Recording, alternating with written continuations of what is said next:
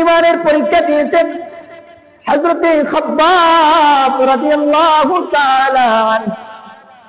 ইমানের পরীক্ষা দিয়েছেন কালো গোলাম হাবশির বেলাল। ইমান আনার কারণে ইমানের পরীক্ষা দেওয়া হয়েছে। ইমানের দাওয়াত, এক আল্লাহর দাওয়াত দেওয়ার কারণে ইব্রাহিম আলাইহিস সালাতু ওয়াস সালামকে আগুনের ভিতরে নিক্ষেপ করা হয়েছে। এক ইমানের দাওয়াত দেওয়ার জন্য আপনার আমার নবী জনাবে মুহাম্মদুর রাসূলুল্লাহ সাল্লাল্লাহু আলাইহি ওয়াসাল্লামকে পদে পদে অপমানিত হতে হয়েছে, পদে পদে নির্যাতিত লাঞ্ছিত হতে হয়েছে। আহাসিবান নাস আন ইউতরাকু আন ইয়াকুলু আমান্না ওয়া হুম লা ইফতানুন। আল্লাহ তাআলা বলেন, মুমিনেরা কি এইটা ভাবে যে তারা আমি আল্লাহ তাআলার উপর ঈমান এনেছে, এই কথা তারা মুখের দ্বারা প্রকাশ করবে আর তাদেরকে ছেড়ে দেওয়া হবে? আল্লাহ তাআলা বলেন, অথচ আমি আল্লাহ তাআলা তাদের পূর্ববর্তী লোকদের থেকে ঈমানের পরীক্ষা নিয়েছি। তাহলে বোঝা যায় শুধু ঈমান আনলেই ঈমানদার হওয়া যায় না। প্রকৃতপক্ষে ঈমানদার হতে হলে সময়ে সময়ে পদে পদে ঈমানের পরীক্ষা দিতে হবে। আর সেই পরীক্ষায় যখন বিজয় লাভ হবেন তখনই আপনি প্রকৃতপক্ষে একজন ঈমানদার, ঈমানওয়ালা হতে পারবেন। কেননা আল্লাহ তাআলা আমাদের পূর্বে যত মাখলুকাত, যত মানুষ ঈমান এনেছে, আল্লাহ তাআলা প্রত্যেকের কাছ থেকে ঈমানের পরীক্ষা নিয়েছেন। ঈমান আনার দ্বারাই শুধু ঈমান হয়ে যায় না। আল্লাহ পাক রব্বুল আলামিন বলেন, আমি আল্লাহ তাআলা তাদেরকে ঈমান আনার সাথে সাথে তাদেরকে ছেড়ে দিব, বিষয়টা এমন নয়। আমি আল্লাহ তাদের পূর্ববর্তী ঈমানদারদের থেকেও আমি আল্লাহ ঈমানের পরীক্ষা নিয়েছিলাম। অতএব এই পরীক্ষায় যারা উত্তীর্ণ করেছে, পাশ হয়েছে, তারাই আমি আল্লাহ তাআলার কাছে কামিয়াব হয়েছে।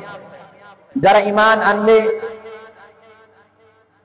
যারা ঈমান এর প্রতি মজবুত থাকবে, দৃঢ় থাকবে, ঈমানের উপর যারা অটুট থাকবে, এক আল্লাহ তাআলাকে বিশ্বাস করবে, একমাত্র আল্লাহ তাআলাকে তার ইলাহা মানবে, একমাত্র আল্লাহ তাআলার উপরেই তার ঈমান আনবে, আর জবানের দ্বারা প্রকাশ করবে, অন্তরের দ্বারা বিশ্বাস করবে আর বলবে কুল হুয়াল্লাহু আহাদ আল্লাহুস সামাদ লাম ইয়ালিদ ওয়া লাম ইউলাদ ওয়া লাম ইয়াকুল লাহু কুফুয়ান আহাদ।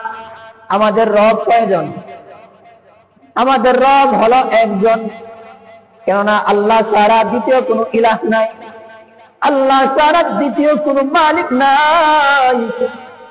আল্লাহ এই পৃথিবীর মালিক, এই জাহানের মালিক, এই জাহানে যা কিছু আছে এই জাহানের মালিক আল্লাহ। এই পৃথিবীর যা কিছু তৈরি হয়েছে সমস্ত কিছু তৈরি করেছেন আমার আল্লাহ। এর জন্য আল্লাহ তাআলার উপর বিশ্বাস করতে হবে। সাহাবাদের মতো ঈমান, আমাদের ঈমান হতে হবে সাহাবাদের মতো ঈমান। কারণ আমরা সকলেই জানি সাহাবায়ে কেরাম রাদিয়াল্লাহু তাআলা আনহুম আজমাইন যখন ঈমান এনেছেন, ঈমান আনার পর পদে পদে মুশরিক কাফেরদের হাতে নির্যাতিত, নিপীড়িত হয়েছেন। আপনি আমি এখন ঈমানদার হয়েছি, কিন্তু ঈমান আনার পর ঈমানের পরীক্ষা দিতে হয় নাই। আপনি ঈমান এনেছেন, নামাজ পড়তে পারেন, সমস্যা নাই। আপনি ঈমান এনেছেন, রমজান মাসে রোজা রাখতে পারেন, সমস্যা নাই। আপনি আমি ঈমান এনেছি, যাকাত দিতে পারি, গরুর গোশত খেতে পারি। আপনি আমি আল্লাহ তাআলার ঘর বাইতুল্লাহ শরীফ জিয়ারত করতে পারি, কোনো সমস্যা নাই, কোনো বাধা নাই। কিন্তু ইসলামের প্রথম যুগে এমন অবস্থা ছিল, যখন নাকি একজন বেদুইন, যখন নাকি একজন খ্রিস্টান ইহুদি ঈমান আনতো, একজন বিধর্মী ঈমান আনতো, ঈমান আনার পর তাকে পদে পদে লাঞ্ছিত, অপমানিত, পরীক্ষার সম্মুখীন হতে হতো।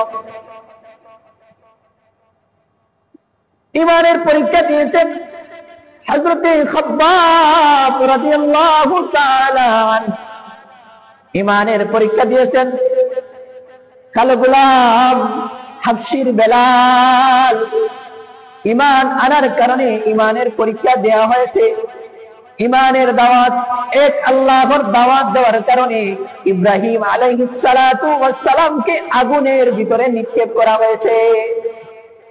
এক ঈমানের দাওয়াত দেওয়ার জন্য আপনার আমার নবী জনাবে মুহাম্মদুর রাসূলুল্লাহ সাল্লাল্লাহু আলাইহি ওয়াসাল্লামকে পদে পদে অপমানিত হতে হয়েছে, পদে পদে নির্যাতিত, লাঞ্ছিত হতে হয়েছে।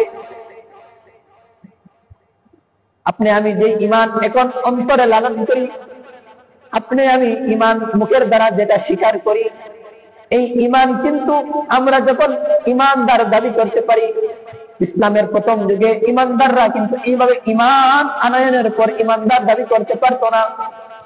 আপনি আমি যেইভাবে মুসলমান দাবি করতে পারি, মুসলমান বলে রাস্তাঘাটে চলাফেরা করতে পারি, ইসলামের শুরু লগ্নে যখন ইসলামের দাওয়াত দেওয়ার পর, ইসলামের ছায়া তলে, ইসলামের গণ্ডির ভিতরে কোন লোক চলে আসতো, তখন কিন্তু সে স্বাধীনভাবে চলাফেরা করতে পারতো না, স্বাধীনভাবে নামাজ আদায় করতে পারতো না, স্বাধীনভাবে ইসলামের কোন আইন কানুন পালন করতে পারতো না।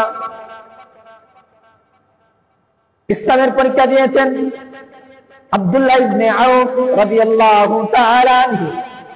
ইসলাম আনার কারণে ঈমানের পরীক্ষা দিয়েছেন আব্দুল্লাহ ইবনে হুযাফা রাদিয়াল্লাহু তাআলা আনহু।